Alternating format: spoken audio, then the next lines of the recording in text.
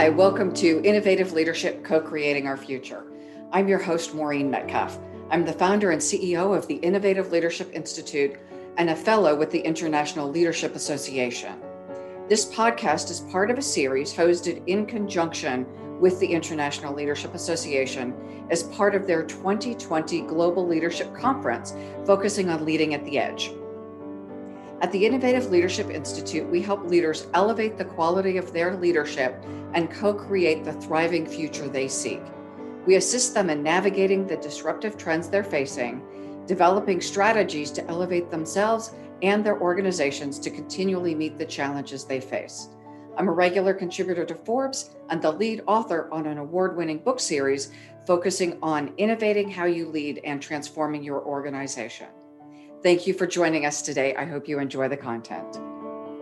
With me on today's show, I am delighted to have Keith Tuffley. Keith is the global co-head of the Global Sustainability and Corporate Transitions Group at Citi. In this role, Keith leads Citi's sustainability engagement with its corporate clients. Previously, Keith was the CEO of the B Team, a non-governmental organization comprised of 24 CEOs of global companies, leading entrepreneurs, and civil society leaders to drive a better way of doing business. He was an active participant in the Paris Climate Agreement process by helping to mobilize CEOs in support of ambitious climate targets and assisting the B Team companies in making bold net zero by 2050 commitments, which is so brilliant and so needed. So we're going to talk about today, what is the purpose of business in the 21st century? How has that changed? And what are the values and skills needed by business leaders in this era of creating stakeholder value? So Keith joins the show today to discuss these emerging topics and share his expertise. Keith, thank you so much for joining us. Hi, Maureen. Really, it's a delight to be on this, and really thank you for inviting me. So before we jump in, is there anything you want to tell our listeners about you? I think you've given them all a quick summary. And look, I've been in a very, very lucky and fortunate position of evolving, I guess, the things that I do with my interest in sustainability and the transformations we need in the 21st century. So having been in banking for a long time, but having the great fortune of also being very involved in impact investing, and then running an NGO called the B Team for a number of years during the Paris Agreement, as you just mentioned. And now, again, in the banking world, interacting with great leaders in the world, I've been very lucky and fortunate. And I think we're just entering a very exciting decade of substantial change. So I'm looking forward to this discussion with you, Maureen. Thank you. And likewise, one of the things I heard from a futurist recently is that we will see more change in this decade than we've seen over the course of human history. Even if that is exponentially wrong, to your point, we are in for a massive ride over the next decade. I would actually agree with that comment that was made. There are so many drivers of what's going to be a truly transformational decade.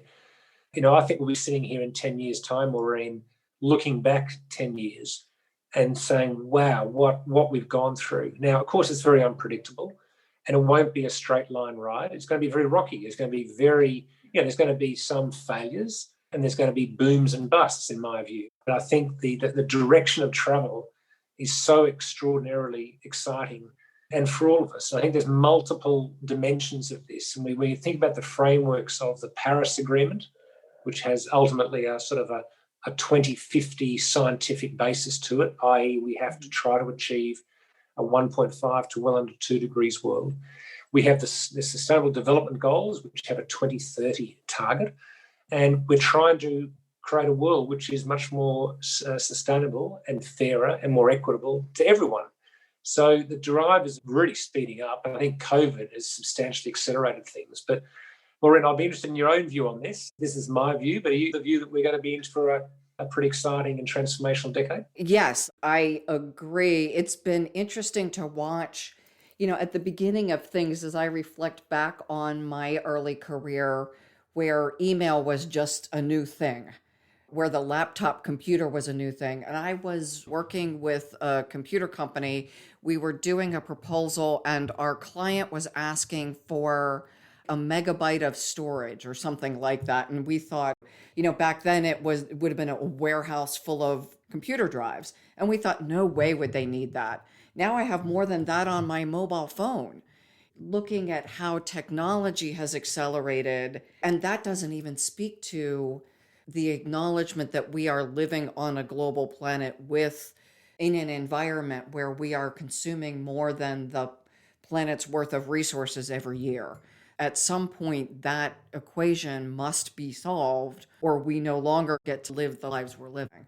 Your work is foundational in helping people be aware and then take action that allows us to, if we're proactive, make those shifts in a more sustainable way, like buying electric cars rather than having some crisis that puts us in a place where the shifts are no longer slow.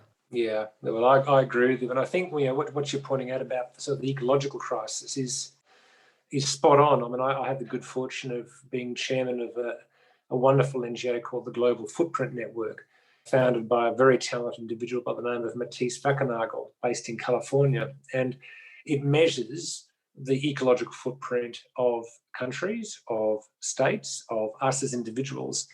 And of course, that includes not just emissions, because that's a major footprint, but also the other ecological impacts, such as ongoing deforestation, impacts of plastics in the oceans, microplastics, etc. And what is fascinating is back in about 1965, 1970, we were basically in balance. The population was a lot smaller, the impacts per person were a lot smaller. But since the 1960s and 70s, it's increased substantially due to both population growth and due to our increasing negative impacts on the planet. But of course, the planet also has a regenerative capacity. And so it can absorb, it can bounce back. But at the moment, you're absolutely right, Maureen, we're digging into it in a way that's creating a deficit. So this group creates also a thing called the World Overshoot Day. I'm sure everyone's heard about this. It's the day in the year at which point it's estimated, or beyond that point, we are digging in a deficit form. And of course, that date has been creeping forward every single year. Now, this year it's gone backwards because of COVID. But look, we're informed by the science now. We have nearly all the scientific data we need to understand that we're living in both a climate crisis as well as an ecological crisis. But we also have the tools, and we have the wherewithal. We should have the determination and the commitment, but we sometimes underestimate the innovative skills and abilities of humanity. And I'm absolutely convinced that when we create the right environment for people to be truly innovative and creative, using both technology as well as the other innovations, we can solve this, and we can create a more prosperous, a more equitable, and certainly a more balanced world. I absolutely agree. And it seems like it is largely creating the conditions in which people can engage in the innovation and engage in their own behavior change, and removing the conditions that stand in the way or limit the barriers to innovation. Yeah, I agree. And this is where I think it comes back to leadership of companies, for example, is what do we need now for the private sector to be real solution providers to these global challenges, rather than the sort of the old way of thinking, which was that the purpose of a company is to make money for shareholders as the primary, if not the sole purpose. And of course, that's evolved tremendously. But the private sector, whether it's large companies, large public companies, small family-owned companies, investors, have such a critical role and an opportunity to partake in this. And when you release that innovation amongst all of your employees, that's a far better solution provider than as if it's just coming from the top. And that's why I think it's transforming the type of leadership we need in the 21st century to actually really address some of these global challenges, but in a very exciting way, because we all then have, every employee should have an opportunity to participate in this innovation and to ensure that every company, every investor, and every government is actually working together in a collaborative way to help address these issues. But as I say, in a way which is driving more prosperity and not being seen as a cost to doing business, but actually an opportunity to transform a business. So you've walked around this. What is your view on the purpose of business in the 21st century? Well, I think it's certainly transformed from what it was back in 1970s, 80s, and 90s, where the Milton Friedman Chicago School of Economics theory was rife, and that was the purpose of business in those days was seen to be, or at least the primary purpose was seen to be, to make money for shareholders. I think what's happened is that it has been proven over the years that yes, it's driven a lot of wealth creation, but it's also driven a lot of inequality, and it's also driven a lot of negative environmental impacts. On top of that, we also have a whole new set of challenges in the 21st century as we head to a population from 7.6 billion today going to 10 billion, together with the increased impacts on the planet from rising wealth.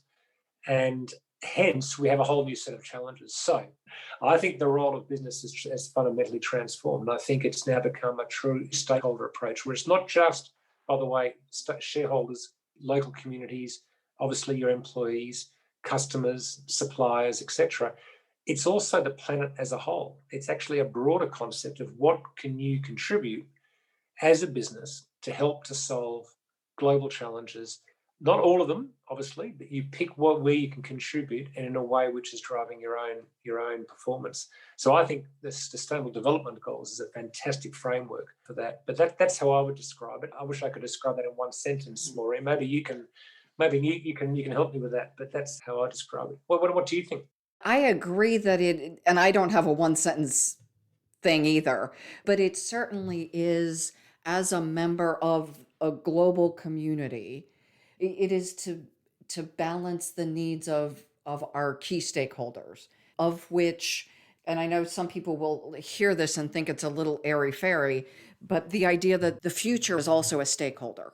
Now I think of like what we do for sporting events. We put the cutouts in the seats. If I were to have a meeting and I put the cutouts of who are my stakeholders, it's my employees, my financial constituents, my customers or clients, the community in which we live and work, or communities. In some cases, that's the global community, the ecosystem, and I would say the future generation that will be served or taxed based on how we've navigated resources. Are they inheriting a debt that is so big that they're going to be paying taxes for their entire lives for money that we have spent before they were even born?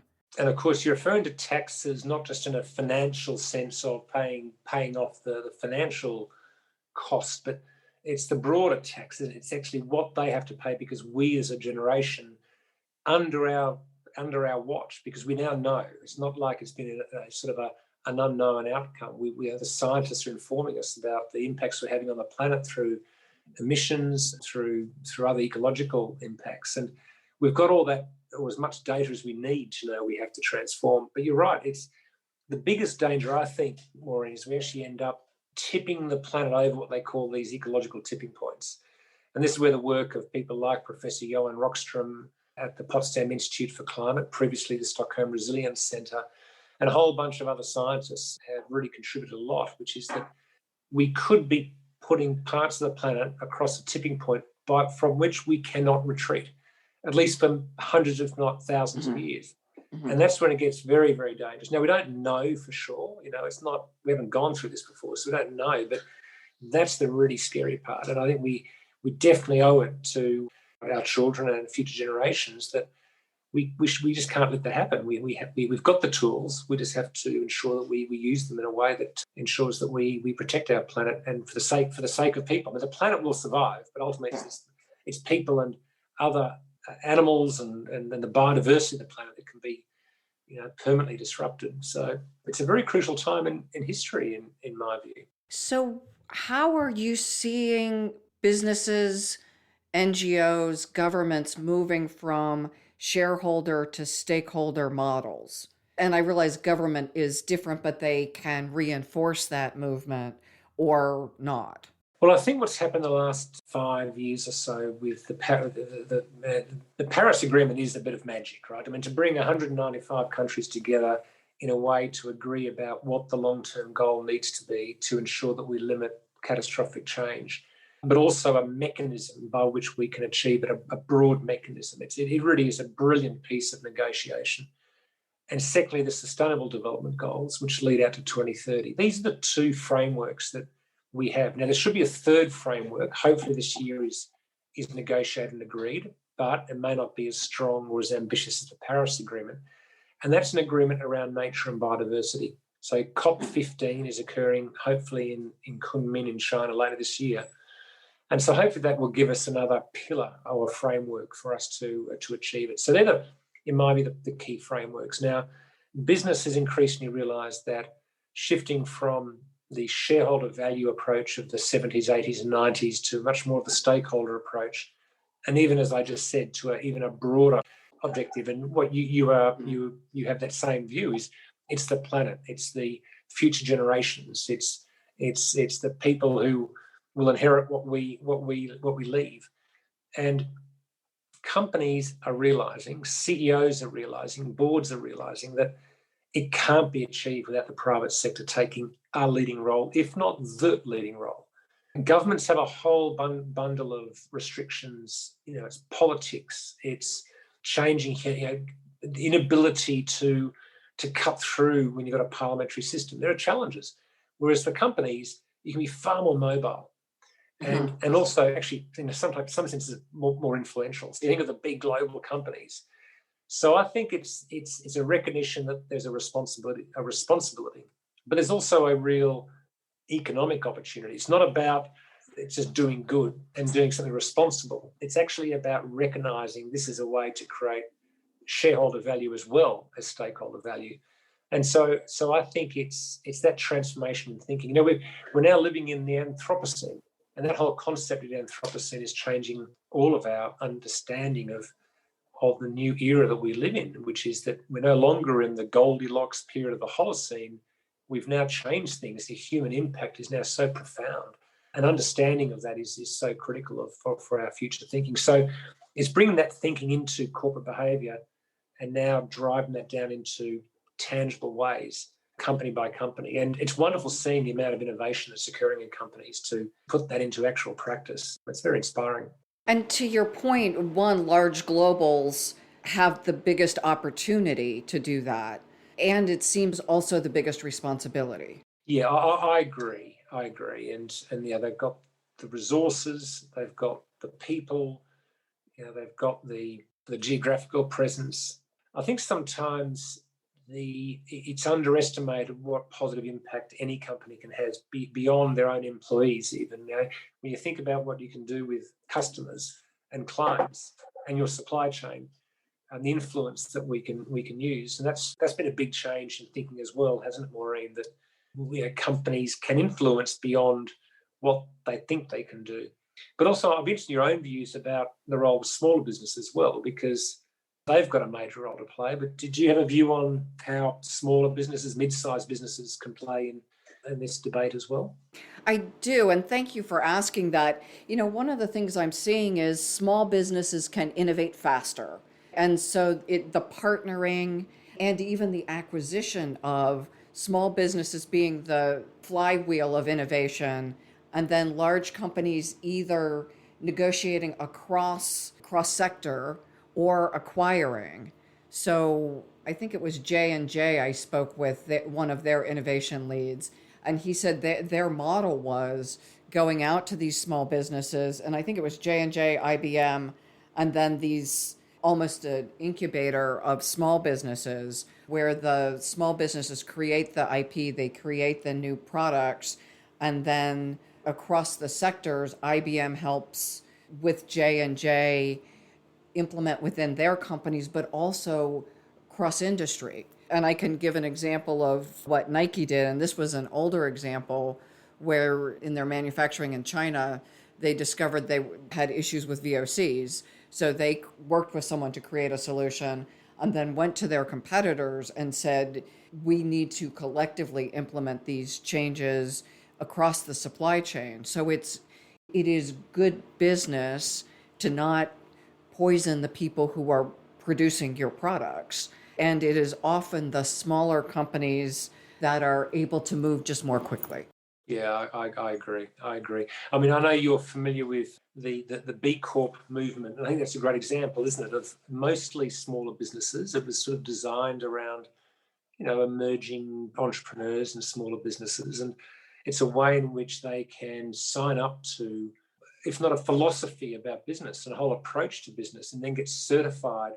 And you've got to make sure that that is actually incorporated into your constitution. It's amazing to see how that movement of B Corps, mostly small companies, has or is now changing the mindset. We're now receiving a lot of large companies who are coming to us and saying, should we get certified as a B Corp? And you see Danone in North America, you see Natura in Brazil, and I know a number of very large companies that are looking to now finish off their certification process. But it's that's a movement created by small businesses. Again, if a small business, as you say, Maureen, can really propagate well beyond just themselves, if they are able to think through, again, their supply chain, their value chain, but also other peer companies, and then you can create a movement out of that philosophy, that approach, and it's had real impact in the world. And so it's as you say, innovation and the ability to be very nimble. That's going to be increasingly important this decade, isn't it? Larger companies have to be somewhat bureaucratic to function across the globe, and smaller companies can be more nimble because of their size. So the alliances, whether they're strategic partnerships or acquisitions or licensing agreements, really creates the pipeline that is appropriately structured to meet each of the stakeholder objectives. And this gets back to your point about stakeholder capitalism, that our stakeholders are now defined as these strategic partners as well. Yeah, no, exactly. It's very true. So we're seeing this in the financial markets now too. I'm sure your audience has heard about the boom in special purpose acquisition companies, or SPACs. Well, what's fascinating is that a number of them are what we call ESG SPACs, meaning they have an ESG investment thesis. They're looking to participate in the energy transition, or they're looking to find emerging companies where ESG is a core, or sustainability is a core part of their thinking and their being. And it's a way to get capital to them. So you raise capital and they buy or they merge with a high growth, smaller company. And it's been a very effective way for us to facilitate the shift of capital to help those ESG good or sustainability driven businesses, smaller, but they're now emerging and growing very quickly. So it's, we are finally seeing the financial markets really supporting some of these emerging businesses. And that's going to be a huge accelerator. You're with Keith Tuffley and Maureen Metcalf, and we are talking about sustainability across the globe and how Citi is supporting it. And also for listeners, really, I want to encourage you to ask the question, what are you doing? What is your organization doing? And how do you support this, whether or not you are working for a large enterprise? Keith, let's now jump into the question of leadership. What role do leaders play as we're talking about how we shift the role of businesses in this new era? If you accept what we just spoke about and the thesis that we are now entering into this whole new purpose of business, where it's driven by a broader stakeholder value approach, the first thing is obviously an understanding about who your stakeholders are and the ability to communicate with them and the ability to resonate with them. Whereas if I take ourselves back 20, 30 years ago, where really the role of the board and the role of the CEO was primarily focused on their investors, the shareholders, and even the individuals chosen to be on boards and chosen to be the CEO were individuals who would resonate with and understood primarily, if not only, investors. Now, of course, that's changed. We need a skill base and a leadership style that suits the fact that there is a very different purpose to business, and there's a whole group of other stakeholders that need to be engaged with in a very important way. So you think about how a leader of a company obviously needs to be resonating with and connecting with all of their employees, all of their customers, all of their supply chain, and all of the local communities that they're involved with. And even broader than that, NGOs who are looking to effect change in the world. So there's a lot of different stakeholder groups now involved, and therefore leadership has to evolve to both understand them, understand where they're coming from, what their priorities are, to be able to communicate them effectively, to embrace them, bring them into the tent, and not just have just purely sort of communications with just investors. Now, importantly, it's also a recognition that if all those stakeholders are looked after, actually investors are looked after even better, right? So that it's that whole thesis that this is not about a cost of doing business. It's actually about driving better outcomes for all parties, including investors. So I think that's the primary shift, in my view, about the role of the evolution of leadership for the 21st century. It's that stakeholder approach. But I'd be interested in your views, Maureen, about how you would address that as well. I absolutely agree that who I see as my primary stakeholders has to change, especially for large organizations. But as you say, even smaller B Corps, that by the nature of being a B Corp, I am acknowledging that I am driven for the greater good, not just for profit. Now, lots of small companies that I know are already motivated by greater good even before there was the term B Corp. They had the freedom because they're smaller or because they're family owned or privately held that they could make decisions that more played to their values and their conscience than their pocketbooks. So acknowledging that there are many leaders who have been in this way of doing business before it became a structured framework. How are you seeing leaders move forward? Are boards now hiring CEOs with this broader perspective? We've still got a lot of people who are in the traditional system. It's worked for them, and they're not yet giving up the way they've seen the world. And then another group of folks who are saying, we absolutely need to move more quickly. So I do see a bit of both points of view right now. Yeah, I agree. I mean, there's a bit of tension there, isn't there? Because we are shifting. For example, boards. Now, in big public companies, the majority of board members tend to be those in their 60s, for example. Yes, you get some younger board members, but if you cut across all those major boards, they're mostly people in their 60s. Now, as we've just been saying, we both think that we're entering a very different decade in the start of the next decade of this century, but it's going to be a very disruptive decade, and that creates a need for board members to have a different set of skills. We've just spoken about stakeholder value, and other stakeholders, but it's more than that, isn't it? It's understanding of the science. It's understanding of climate change science sufficiently that you can make informed decisions. If you don't understand the basics of climate science, you don't understand that we're currently on a path under current policies to 3.5 degrees Celsius above pre-industrial times, then you take very different decisions. So I think it's the responsibility now, for example, of boards to re-equip themselves. They have to fundamentally retrain themselves and sometimes unlearn what they've learned, but also having real expertise at the board level, not just a knowledge, but actually real experts.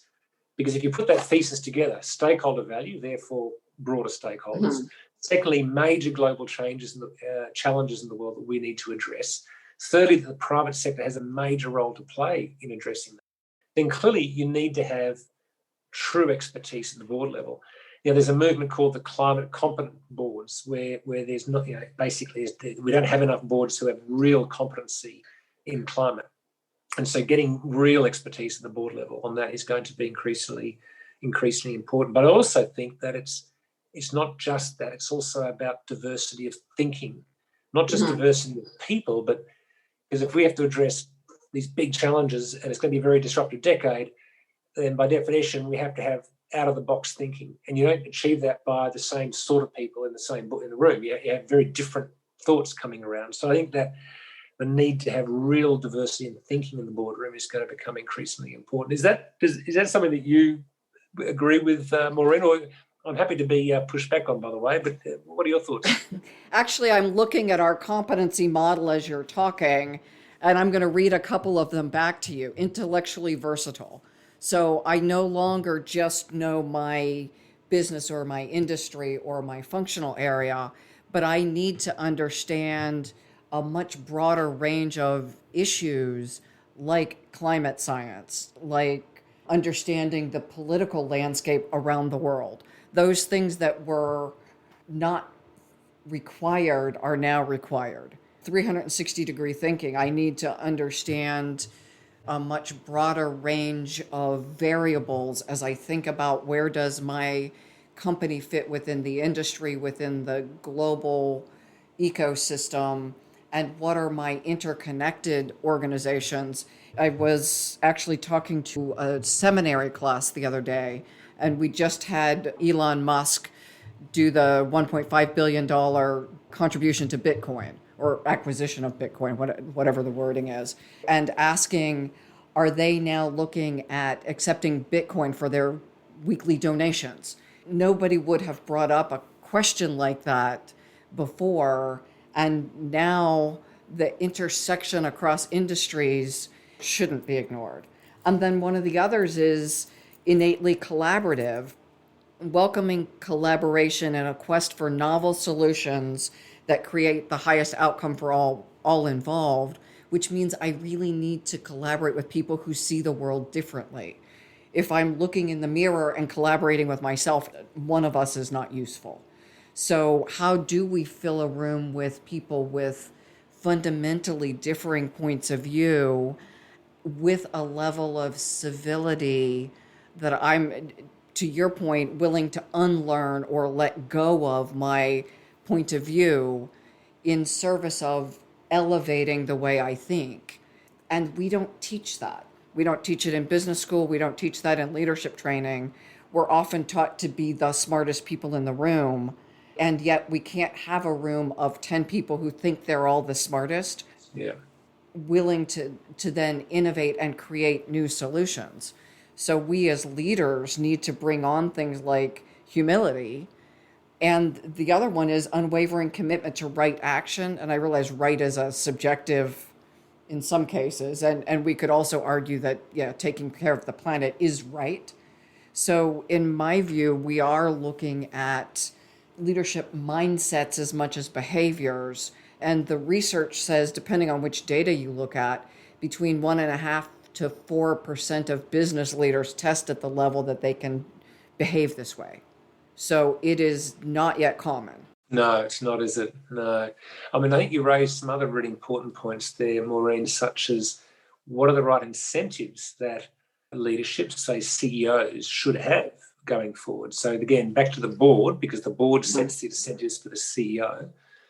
And does the boards have the right skills at the moment to actually think about what those right metrics are, having regard to what we're talking about, broader stakeholder value? And therefore, it's not just about financial returns in the company.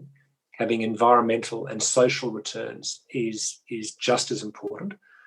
And therefore, what metrics should be used and what incentives should be provided. So on the metrics, think about how there's been a growing number of experts and NGOs thinking about how do we internalise the negative externalities that companies are producing. So there's a great group led by Harvard University and Sir Ronald Cohen called the Impact Weighted Accounts Initiative. And it's a system for, as you know, for measuring and internalising in the accounts of a company what would otherwise be just simply unrecorded externalities. Think of pollution, but also think of positive things, the positive impacts on the planet and on people. The fact that a company like Danone in France is producing what they call a carbon-adjusted EPS figure. So it's earnings per share, but it's adjusted for the carbon emissions, scope 1, scope 2, scope 3. There's a lot of this new metrics. And then on top of that, it's, okay, what are the financial incentives that CEOs should have to ensure that they're personally aligned with the non-financial, i.e. the social and environmental objectives of the company. And I think that's a really fast-growing area of expertise. So I think we're going to see a lot of change in the next few years. At the moment, as I understand it, only about a fifth 20% of companies have any form of environmental and social metrics for CEO pay. And that needs to go to basically needs to go to 100%. So there's a long way to go to get that right. So are you working extensively with boards in your current role to help them get up the curve with things like CEO pay? Yeah, we are now. It's amazing. I mean, I've seen a substantial change in this in the last 18 months. Basically, 18 months ago, you were knocking on the doors trying to convince even our own bankers to say, let's try to get into the boardroom so that we can help them on their transformation journeys, help to educate them, help to arm them with the information they need. Whereas now it's the reverse. We're getting complete reverse inquiries from boards, from CEOs, who are asking us to come in and present to them to help them on their journey, to help them to understand the bigger issues around ESG, and a lot of this is driven from investors. Because again, if you take us back 2 or 3 years ago, most CEOs would say to me, look, we don't hear this from our investors. We hear it from NGOs, we hear it from governments, but we don't hear it from investors. Whereas now, what they're saying is that in the first 5 minutes or 10 minutes of an investor meeting, ESG comes up, and it's a major and a growing issue. So it is really intensifying. And so, yes, we're getting a lot of inquiries now of presenting to and being in the boardroom, whether that's arming them with climate change knowledge, arming them with broader sustainability issues, how investors are thinking, risks of government policy and regulation, what their competitors are doing.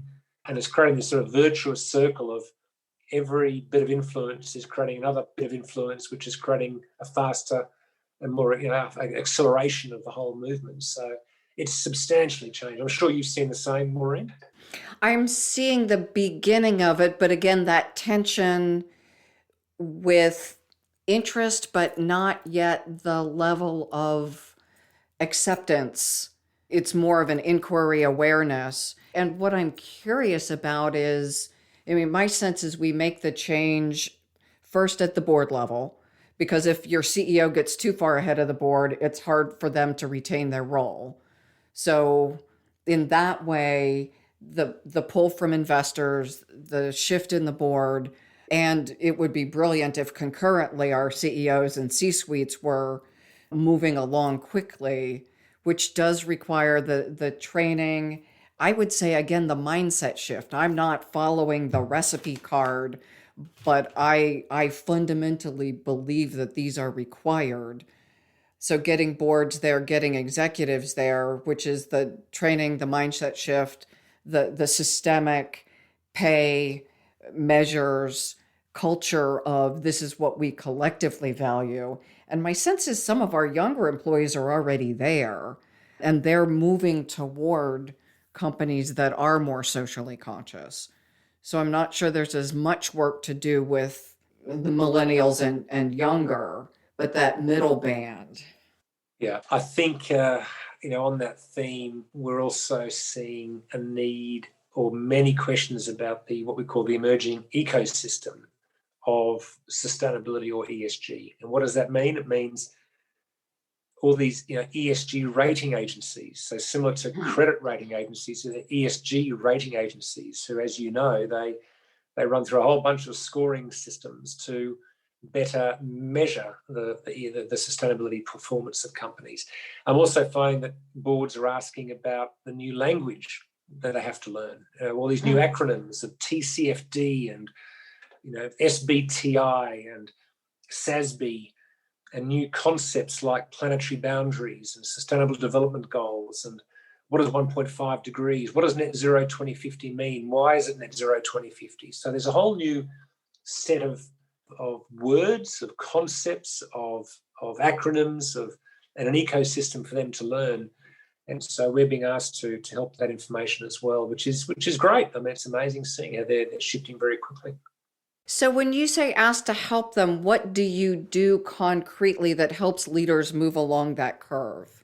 Well, fundamentally, I would put it into 2 buckets. Firstly, it's to make them more aware of what we've just been talking about, the evolution, the purpose of companies, the need for them to be more purposeful, why it's in their own interests to be more purposeful, the need to understand these revolutions that are going on now, which we are in. Often we don't see it, but seeing the amount of capital that's shifting towards high growth companies driven by sustainability factors is extraordinary. We're seeing that in the share prices of companies like Tesla and Ørsted and Vestas and NL, etc. So, I think it's that understanding and the urgency of moving. The second thing is practical solutions. So what do they do about it? So things like financing solutions, KPI-linked financing, KPI-linked bonds, ESG thematic SPACs, special purpose acquisition companies, strategies they put in place to achieve a true transformation to get to a truly sustainable business model.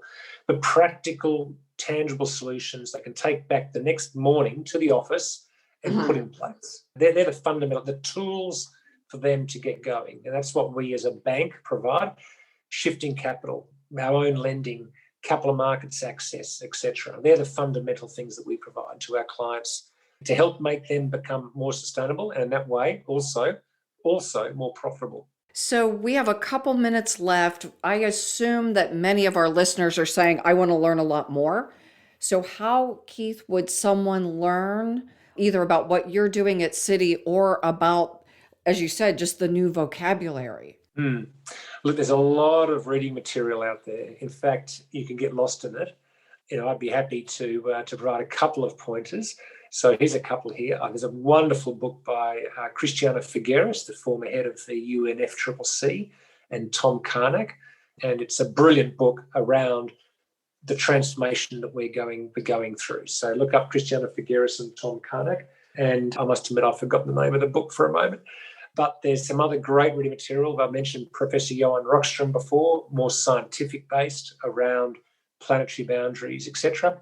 There's some of the papers at the Financial Times is producing some really good daily material on all of these issues we've been talking about. So I really recommend the Financial Times is a great source, but other newspapers as well are providing it.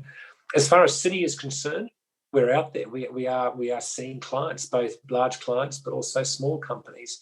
And certainly we'd be very happy to hear from your audience, Maureen, to talk more about some of these things. But certainly our engagement with clients is a very important. Our marketing and our communication is a very important part of impact as well. So I think there's a lot of different sources. Probably the biggest challenge is picking the right ones and not getting lost in the overwhelming number of sources. We'll post a blog with this interview, and I'll work with you to make sure that we get those sources listed, because to your point, there's so much to read and so much to listen to, and folks are busy, and it would be a shame to invest hours in something that was less valuable. Exactly, and I'll be delighted to provide some more details there. And so it's my personal recommended reading list. There's another one by Sir Ronald Cohen that I mentioned a moment ago, his collaboration with Harvard University.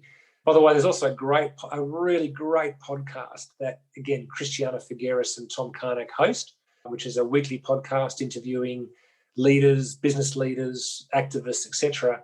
And it's very entertaining, but incredibly informative. And again, I'll provide the name of it when I remember it. But I think it's called Outrage and Optimism. Outrage and Optimism. Thank you so much, Keith, for the work you have done, the work you are doing at Citi, and the work you will continue doing to change the entire landscape of how we live as a global ecosystem. Well, Maureen, it's been a great pleasure. I mean, it really has been enjoyable speaking with you as well. And in reverse, I'd like to congratulate you for what you're doing with conveying the message about the importance of inspired and informed leadership for the 21st century. There's probably nothing more important at the pinnacle, which is about ultimately leadership. And you're doing a brilliant job, Maureen. So thank you. I've really enjoyed the conversation. Thank you for investing your precious time with us today. We're delighted to share the wisdom from the International Leadership Association 2020 Global Leadership Conference, Leading at the Edge. We encourage you to join for additional conversations. Please bookmark this podcast, subscribe, like it, share it with your friends and colleagues. Most importantly, thank you for focusing on elevating your own leadership and making an impact in the world today.